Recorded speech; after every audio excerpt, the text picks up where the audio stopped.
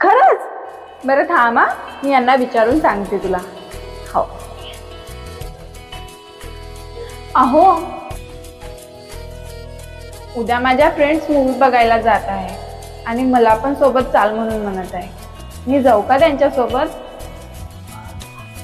कोण कोण जाणार आहे? माझी मैत्रीण वर्षा, तिचा नवरा आणि तिची बहीण.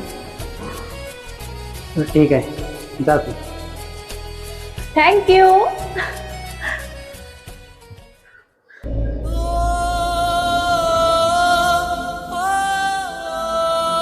अहो, तुम्हाला एक गोष्ट विचारू का मी? हा, विचार ना. लग्नानंतर तुम्ही मला किती रोकटोक करायचे ना, कुठे जाऊ पण देत नव्हते आणि लहान लहान गोष्टींवर भांडण पण करायचे. आणि आजकाल तर तुम्ही मला काही विचारत पण नाही आहे, भांडणही नाही करत आहे. मला जे काही करावं वाटते तेही करू देत आहेत आणि कुठे जायचं म्हटलं तर कुठे जाऊ पण देता तुम्ही. असं का हो? आज सुरुवातीला आहे ना, मी तुला ओळखत नव्हतो, त्यामुळे तुझ्यावर माझा विश्वास नव्हता.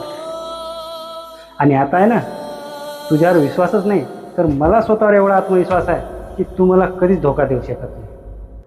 आणि तसंही ज्या व्यक्तीला धोका द्यायचा असतो ना, तो काहीही आणि कसंही करून आपल्या पार्टनरला धोका दिल्याशिवाय राहतच नाही.